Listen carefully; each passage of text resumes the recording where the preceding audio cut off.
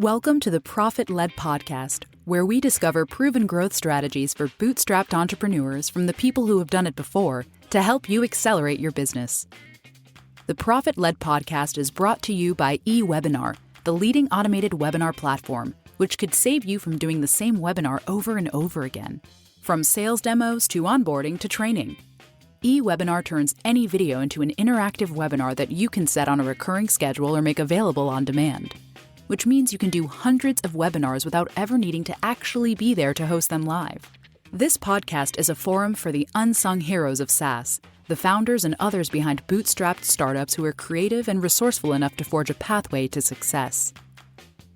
Here is where they get to share everything they learned along the way, so you can benefit from their experience and find success in your own ventures too. Welcome to ProfitLed, the podcast for bootstrap entrepreneurs looking to make it happen. My name is Melissa Kwan. I'm the co-founder and CEO of eWebinar and your host. Today's guest is the founder of the largest and most active community of SaaS founders called SaaS Growth Hacks, which has 30,000 members in it right now, and the SaaS Accelerator, which means he's constantly in the middle of startup discussions where founders share their trials and tribulations, as well as successes every single day. He's also the most brilliant and pragmatic product marketer I know. He gets straight to the point, he's authentic and down to earth, which means he's also efficient and effective. We had the privilege of working with him to revamp all of our product marketing content at eWebinar, a process which leveraged the words of our best customers as the foundation of every piece of content that we create.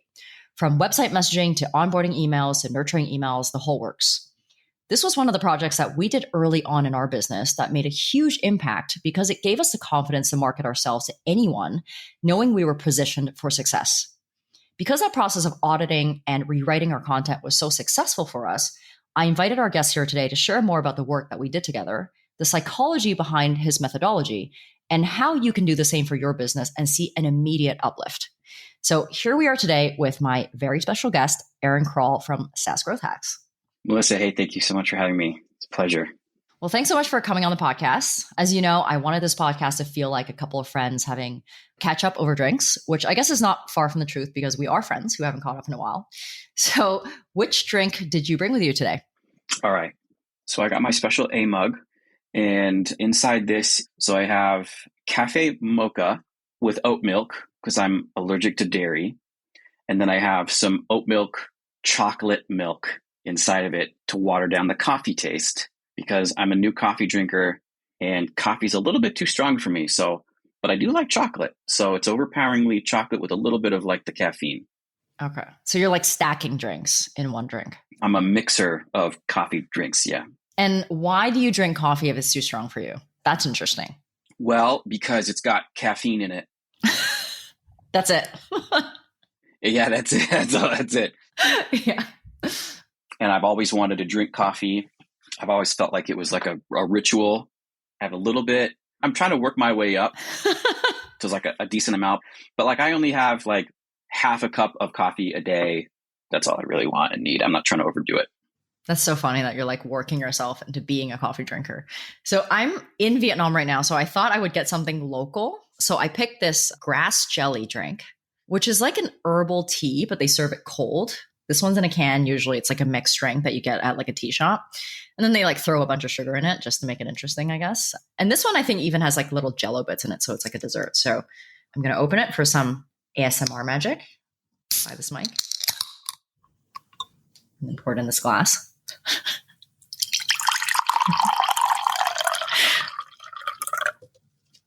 All right. Well, cheers. Man, that was great.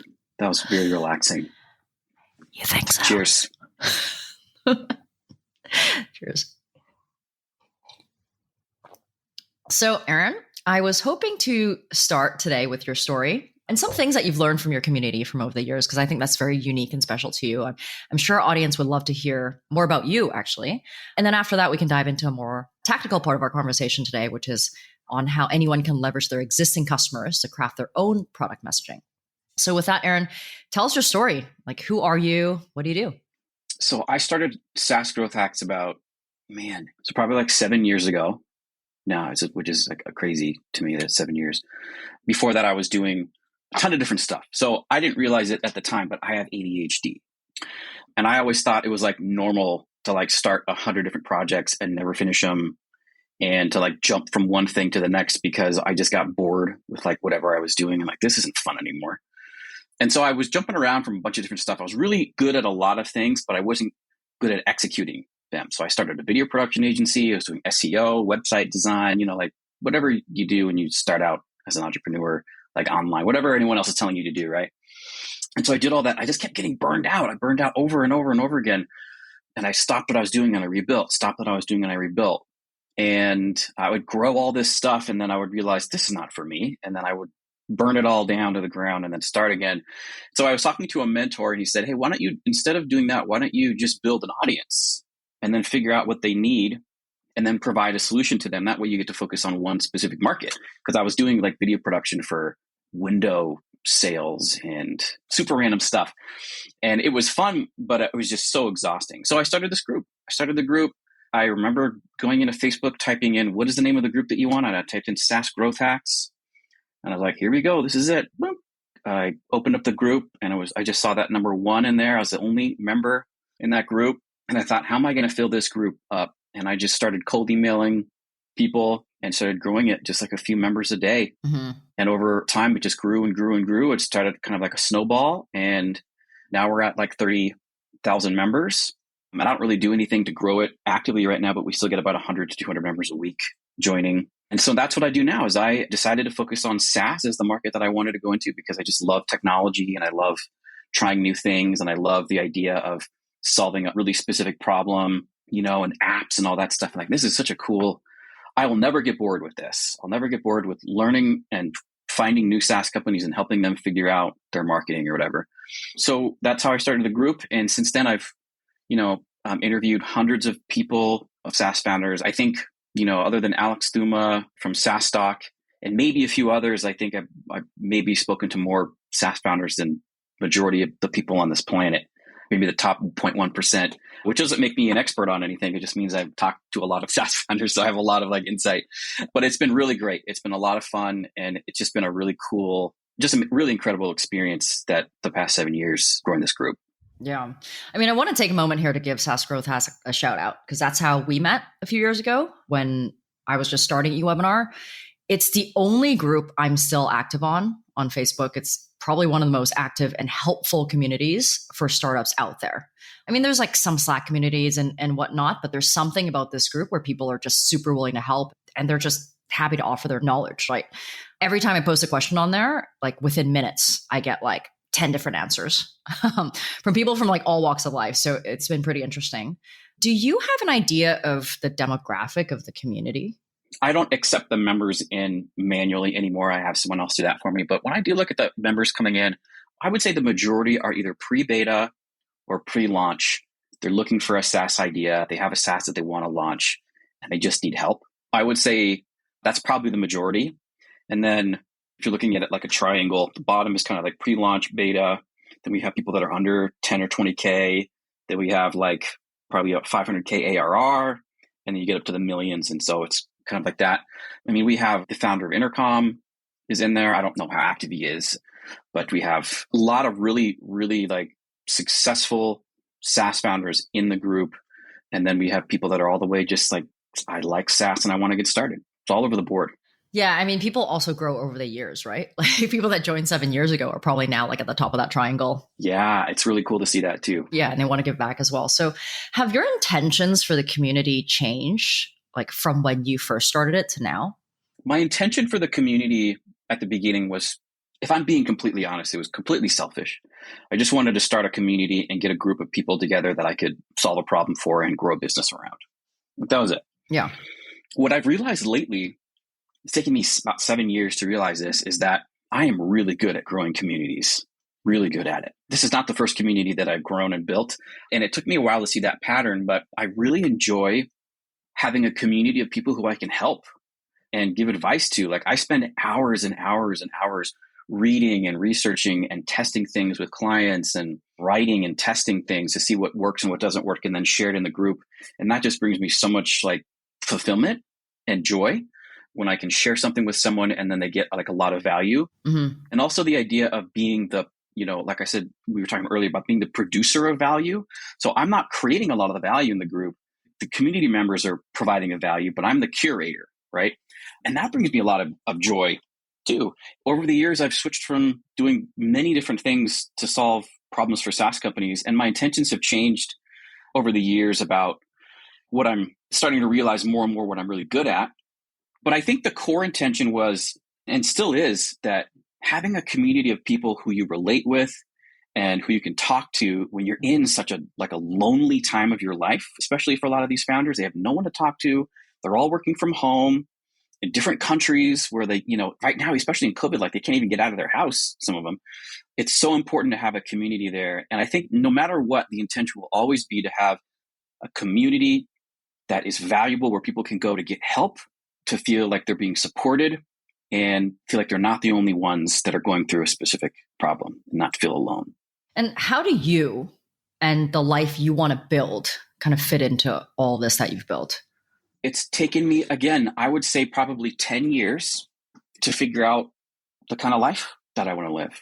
I've always built my business around what other people have suggested for me. Mm-hmm. Just from my background, I've never, we don't have to get into that. I'm happy to at some point, but I never really trusted myself. I didn't trust the inner voice in myself. I didn't trust that I could make decisions for myself. So I always tried to find other people to tell me what to do. And so I just kept following all these people's ideas, and I never really found anything that I really enjoyed. And I built multiple businesses around a life that I didn't want to live. And each time I built the business, I realized this is not what I want. It's not what I want. Even within the SaaS world, jumped around with a lot of different stuff. It's taken me a really long time to realize that I don't want to be Elon Musk.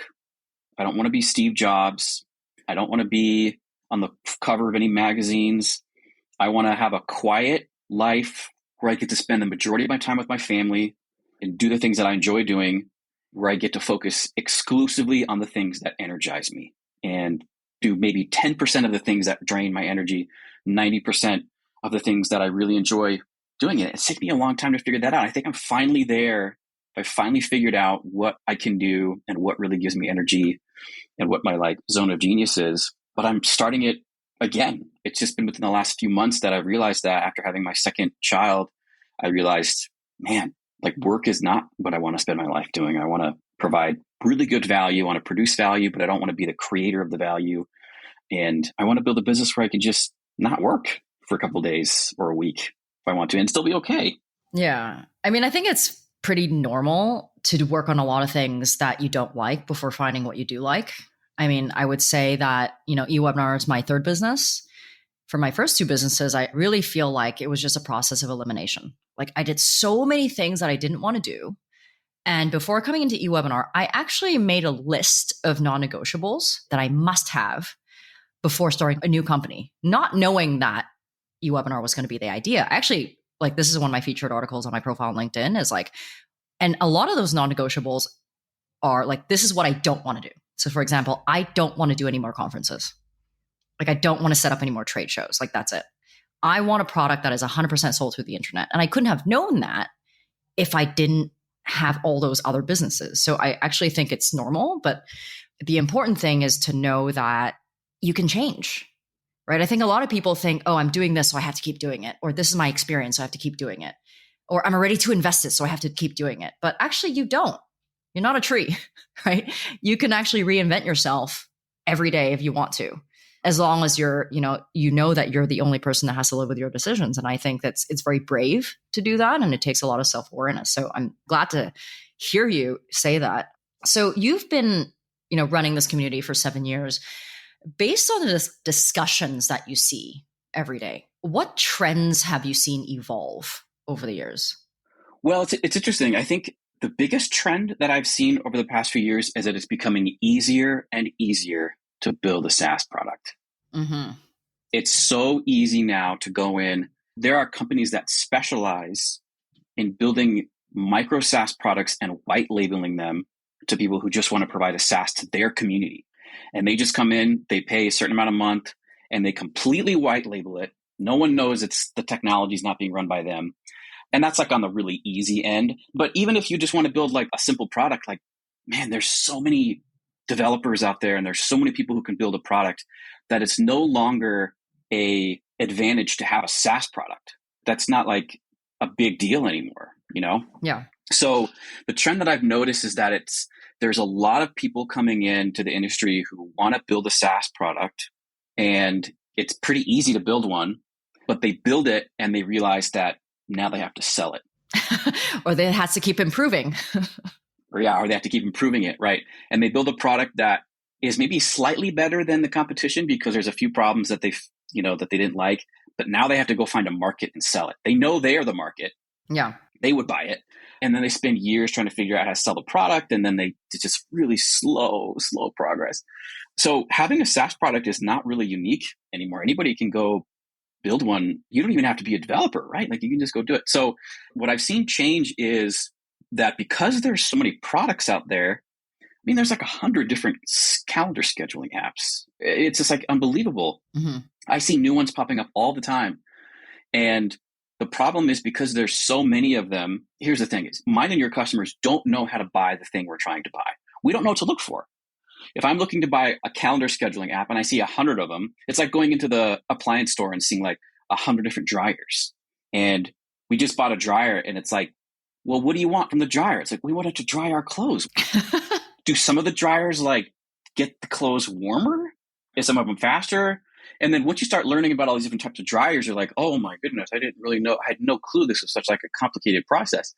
And so when you're only looking at the product and it looks like a commodity, the marker that you use to make a decision, they're not going to spend all this time researching. They're just going to pick the lowest priced one because they don't know the difference. Like if there's a dryer that's $500 and then there's one that's $2,000 and I have enough on my plate, I'm just going to get the $500 one, like, because it's going to dry my clothes, right? So that's what's happening. It's the market is being flooded by all these products. And the trends that I see happening forward are founders building really specific products to solve really specific problems for very specific niches. That is what I see happening. And that's the problem I see with products that are being built now is they're being built and then they're trying to find an audience for it. And it's becoming a huge challenge. If you find the audience first, and then you say, hey, if I built this, would you buy it? And then you build it and then they buy it. It's so much easier because then you can go up from there. Right? You start niche like PayPal just focused on eBay. And then eventually it went out and now it's the payment processor for pretty much everything. Right. And so that's kind of like the trend that I see right now in SaaS and the development, what I've seen develop. I mean, the thing is like, people always say, oh, the barrier to entry is so low. You should do this. You should do this. And I say this all the time. Actually, I don't think the barrier to entry is low. The barrier to entry is low to code something. But actually, the barrier to entry is getting higher because of customer expectations. The amount of time somebody, like including me and you, gives for any piece of software or an app before we ditch it is seconds to minutes. We go into something and we expect it to be working, right? Like every time, somebody signs up to our product, they're like, well, why don't you have these 10 other things? It's like, do you realize how built out we already are? And this is like the first time they see something. And that's actually why after I sold my previous company, I needed to start something right away because I didn't want to wait another few years for the expectations to be even higher because they are like, I feel like every month they're higher. Right. So what are people talking about nowadays, right? Like you're seeing all the discussions, right? Like what are they caring about most today? It really depends. It depends on the founder. Growth is obviously for most is the number one thing is growth. Just how to grow faster. If you're talking to, I kind of break up SaaS companies into like 20 different categories. And I won't go into all of them right now, but they're marketing founder-led companies that are just, they're marketers and they just have a product and they're really good at marketing and it's a subpar product, but they're just really good at marketing, right? They have a different problem set than someone else who's a tech founder-led who doesn't know a lot about marketing. And so they have a really great product, but they're being out-marketed by the marketer. So it depends on who you're talking to as far as like the market. But I think the thing that most people are talking about right now is if they're under 50K MRR is growth. Once they hit 50 to 70K MRR, then it's no longer a matter of growth. It's a matter of scaling the company and finding the right people and being able to step away from the company, or the founder moves more into a founder role instead of doing everything, because most of them at that point have taken it as far as they can and they need a team now to like take it to the next level. So it really depends on where you're at. I would say the biggest things right now are growth from the founder perspective, it's growth. When a founder comes to me and says, hey, we need to grow, our problem is growth, it's usually not growth that's the problem. It's usually something else, right? And for those that are looking for a really good team, like it's just a matter of finding the right team and finding good people, because there's just so many people out there, and finding the right person to fit your culture and the person that'll fit with what you're doing is really difficult. So I would say those are probably the two main things. Yeah. And what's the future of SaaS Growth Hacks? Where would you like to see it go? SaaS Growth Hacks is really big, and it's not focused enough. Mm-hmm. You have guys that are coming in and saying, hey, how do I fix this problem on my code or whatever? And then there's other people coming in and saying hey, we're at 50 million. How do we find good employees? And so it's not focused enough. So my plan for SaaS Growth Hacks is to start creating mini groups from SaaS Growth Hacks that are more niche focused. So if you're a tech founder who doesn't want to learn marketing and wants to attract really high value clients that are easy to work with, I'm going to start a little group around that. If you're a SaaS founder who wants to invest, if you're in beta pre-launch, I'm going to start a group solely around finding a profitable idea for a SaaS product will sell. So that way the interest can get more segmented. SaaS Growth Hacks, I think, will always be there, but it'll be like the funnel group for you to be able to find the community or group that you really want to be a part of. I think that's the next level. Yeah. And I know you've always worn a lot of hats, and it sounds like at least you're trying to narrow that down a little more. To me, you're someone that's always doing so many things. I mean, I've known you for, 2-3 years now, being community builder, coach, consultant, founder. It's actually pretty amazing to me that you can juggle so many things and then have a family, 2 young kids, and then time to do this podcast, right? So you're always wheeling and dealing, which I love. And I have a lot of respect for your hustle. And you're actually the one that introduced me to the term zone of genius. What would you say yours is? Well, I don't know about anyone else. I can only speak for myself, but it's taken me so many years to figure that out. And I think part of it is because I have this hyper focus on things. I get super high focused on something and then I get really bored with it. So then I think, oh man, that's not my zone of genius. What is my zone of genius? I think what my zone of geniuses are, there's a few of them. And I think what makes zone of genius interesting is that somebody else could have one part of your zone of genius, but when you combine the multiple parts of your zone of genius into one, I think it probably would be better to call it pillar of genius, because everybody has a different pillar that builds their zone of genius house. And so I would say my pillars are: 1, community building. I would probably build an audience around anything. I built an audience around Labradors that got 2 million people in that group, bulldogs. I created some really crazy audiences. I thought, man, this is so easy. Why don't people just do more of this? I guess people don't know how to do that. It just comes so naturally to me.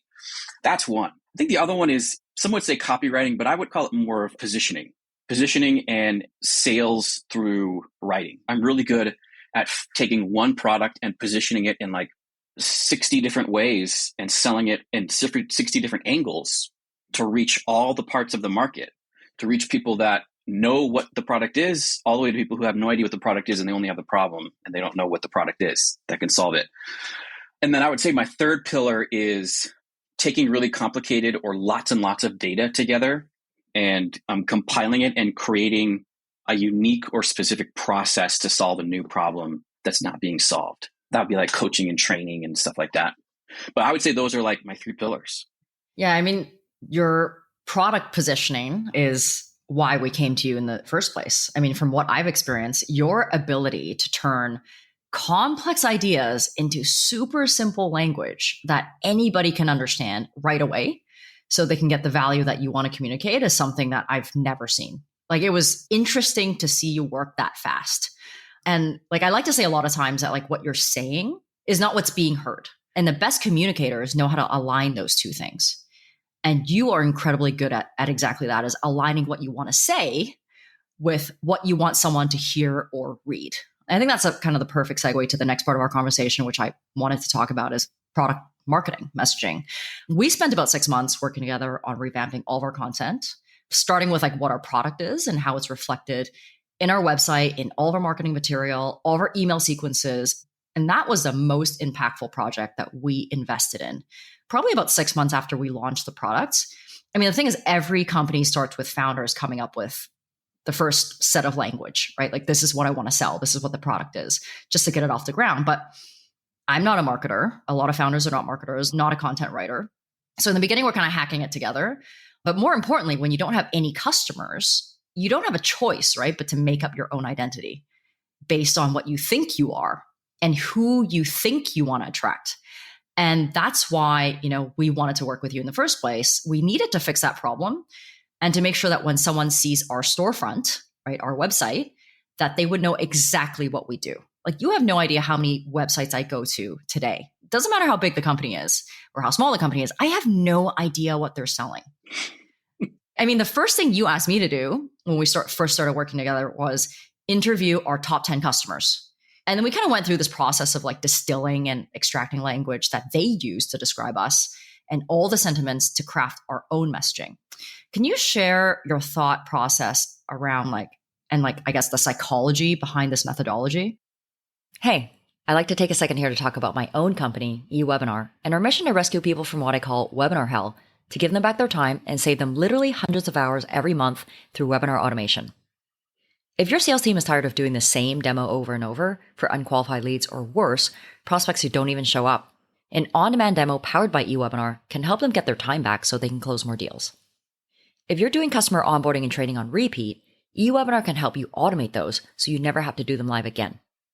Customer success teams are using eWebinar to run hundreds of sessions every single month without a live host. Why don't you give our product a try and see for yourself? Visit ewebinar.com to join our own on-demand demo or to sign up for a free trial. All right, now that I've gotten that on my system, let's get back to the episode. Yeah, that's really interesting. So I'm going to be honest, I did not come up with that format. I'm looking at my library right now. There's books up here one in particular that's called Scientific Advertising. It's written in like the 1930s or something. And the whole premise of the book is we don't get to choose what message resonates with our users, our customers. I think the real premise is there's conversations already going on inside the head of our customers. And if we can communicate those conversations back to them, that is the essence of really, really good marketing and sales. Mm-hmm. And when you look at really, really successful campaigns and you think, wow, that was really clever, that was really simple, what we don't see behind that is all of the time and research and energy that went into finding out what messages would actually resonate with someone. Because as humans, we all have there's so many different hot buttons that we have. Some people really want to feel, if you think about it, why would somebody pay $7,000 for a Chanel purse, right? For some people, that's insane, right? But that's because they don't have a need to press the hot button of feeling significant. Mm-hmm. There's a significance button inside of us. And when you're very wealthy, you will have a hot button that you want to press. That's I want to feel significant. And I also want to show that I'm kind of a little bit better than you because I have a Chanel purse. They would never say that, right? But each of us have these hot buttons inside of us. And the only way to figure out what those are is to talk to our customers while they're experiencing the pain. And so many times, I don't know what it is, it's an ego or whatever. And this is something that I constantly battle is I have to come up with the idea. I have to come up with the marketing slogan, the campaign. If it doesn't work the first time, it's a failure.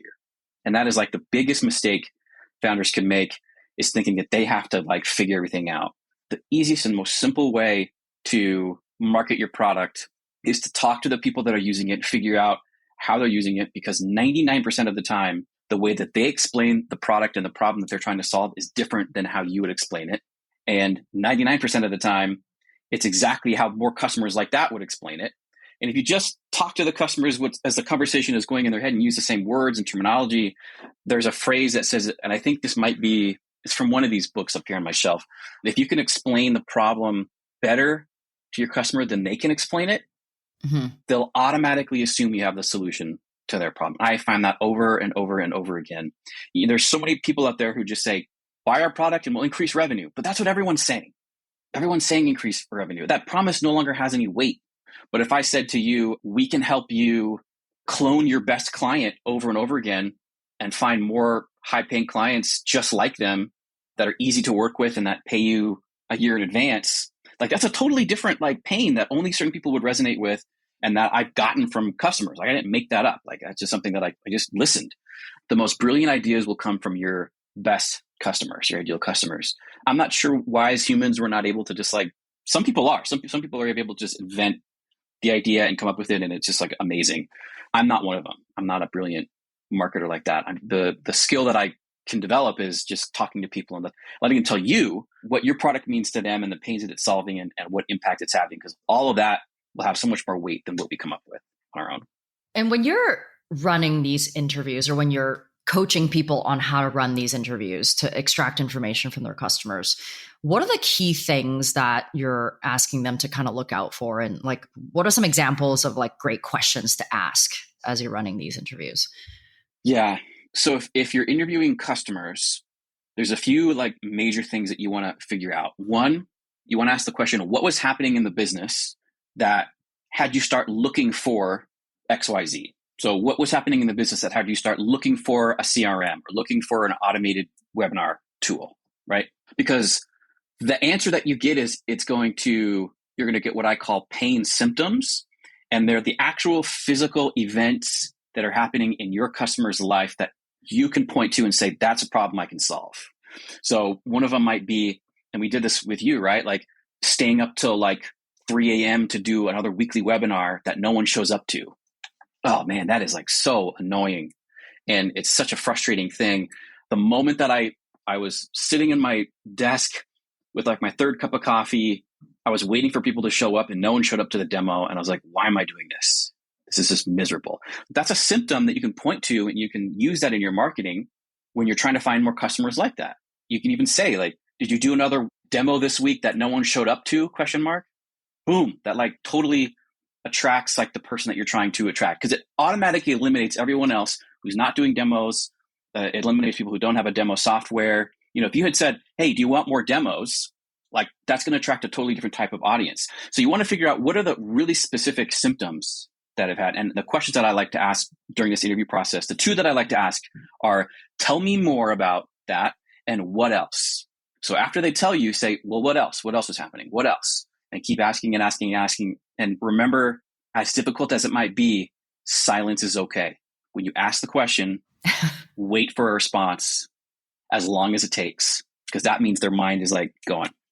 The other thing you want to ask is, what was the process that you were using to solve this problem before us? And let them walk you through the whole process. We would do this, we would do that, we would do that. And then ask, what didn't you like about that process? Because then you're going to identify the major pain around that process. And that's, again, hopefully what your product is doing is it's providing a new, exciting, and different way out of their current problem. And so if they say, oh, well, I hated waiting at 3 a.m. in the morning and people wouldn't show up, and then I'd have to go back to bed, and then I'd wake up tired and I'd have another one, you can say, well, great, that's something really specific that we can point to, and we solve that problem. If you sign up with eWebinar, you no longer have to get up at 3 a.m. in the morning. Your customers can watch the demo and feel like it's a live demo anytime during the day. But you only get that once you identify what their current process is and what they don't like about that process. Mm-hmm. And then, I have a whole, I call it my customer deep dive interview questions. I would say those are like the two main ones. And then you also want to figure out what is the specific result that you got from using our tool. And don't accept anything fuzzy. If they say, oh man, it was great, we saved a lot of time, this is a chance for you to dig into what that means. So the questions I would ask is, what do you mean saved you more time? How much time? Whose time?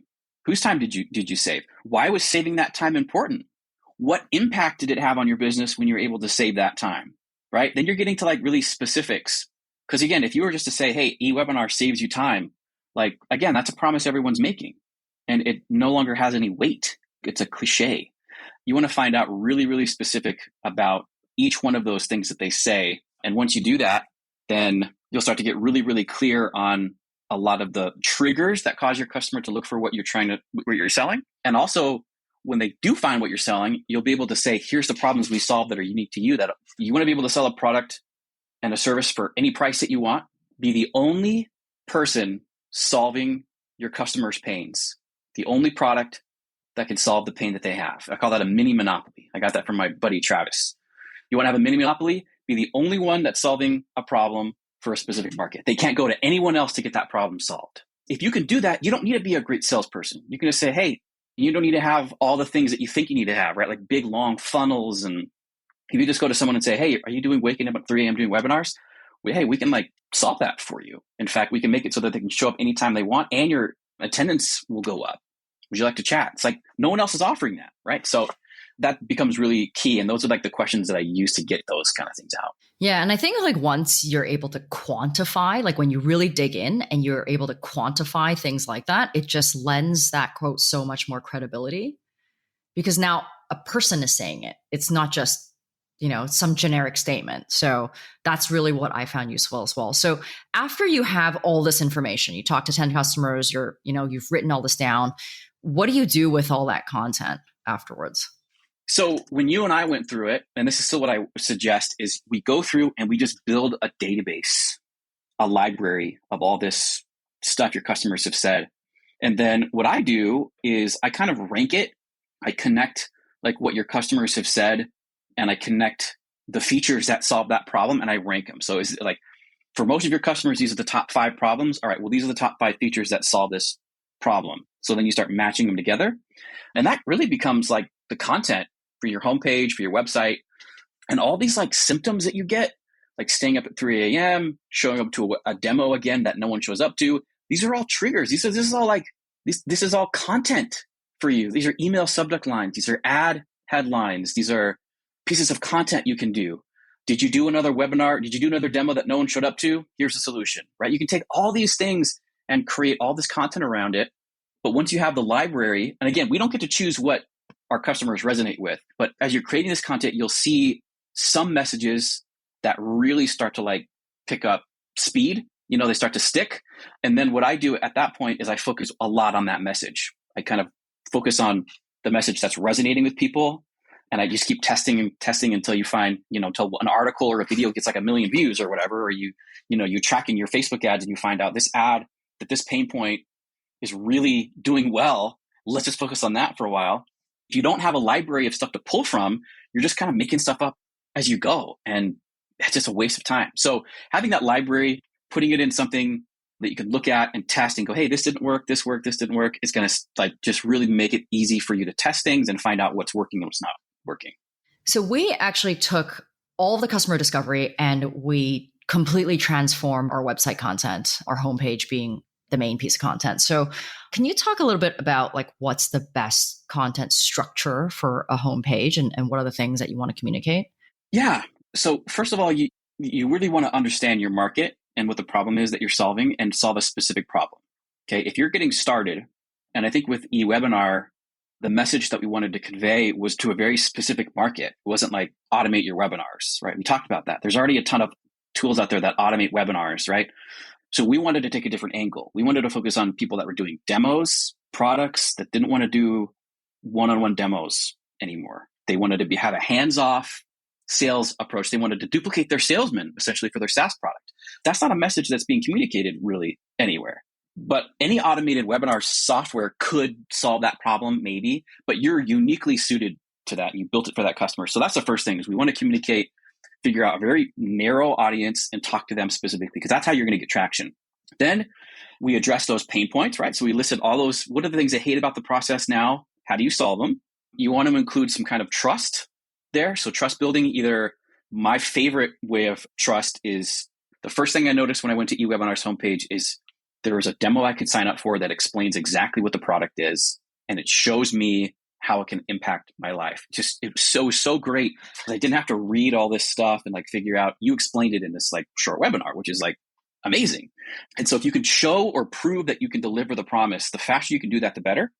A lot of people don't want to go through a free trial process. They don't want to spend 6 hours figuring something out. So if you can just say, here's what we do and here's how we can prove it, you eliminate a lot of those objections.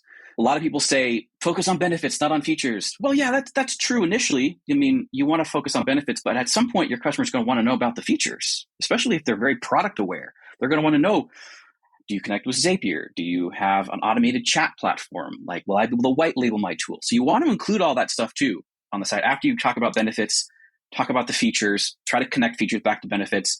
And then one thing that you'll do, I'd really highly suggest, is think of all of the questions or false beliefs that they have around your product and answer those on the homepage at some point. One of the biggest objections I remember thinking we had was, won't my engagement go down if it's not live, right?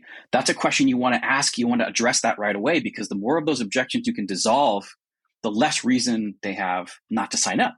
If you just leave them, most people will not sign up, not because it's not a good product, it's because there's some kind of objection they have and it's not being addressed and it's too risky. There's too much risk. The less risk you can remove from them, risk just isn't about like a 30-day trial. Like that's one way to reduce risk.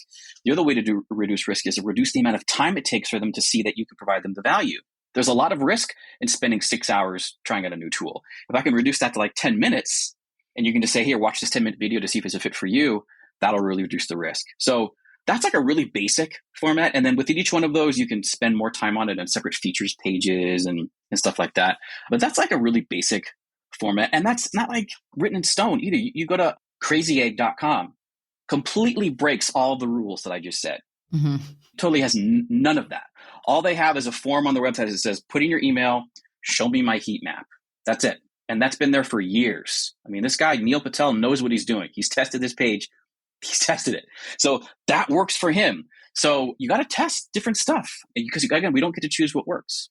Yeah. I love that you keep saying we don't get to choose what works, because it's just from extracting those things, those pain points, those hot buttons, what people care about, the ROI that they see is how we basically translated all that, not just into our homepage, but basically our demo sequence, our onboarding, our activation, our nurturing email sequences. We're really just all of our customer interviews, like directly into those emails. So when would you say is a good time for companies to go through this product positioning exercise? Like, is there like a too early or too late? No. Every customer, if you're just starting and you got your first customer, do this with your first customer. The more of these interviews you can have initially, the better.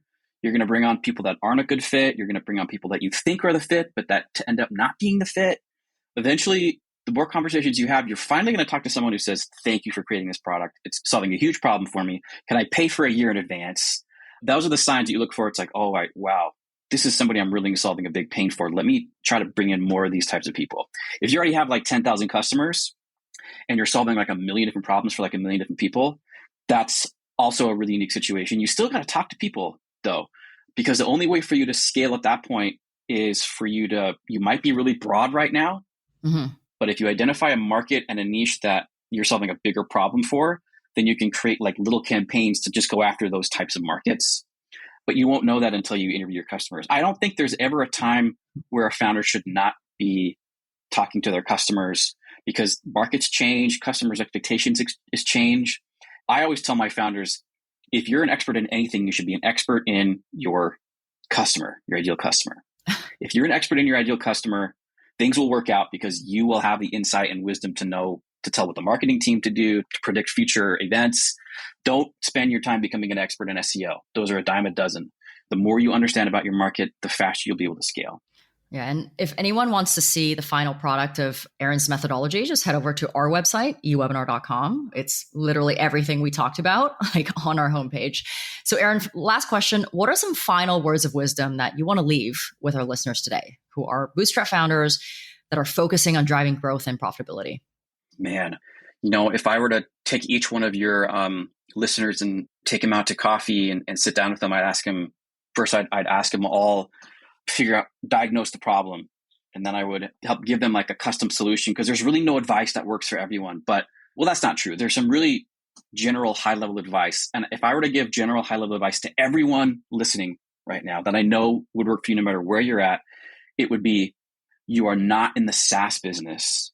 You are in the problem-solving business. Mm-hmm.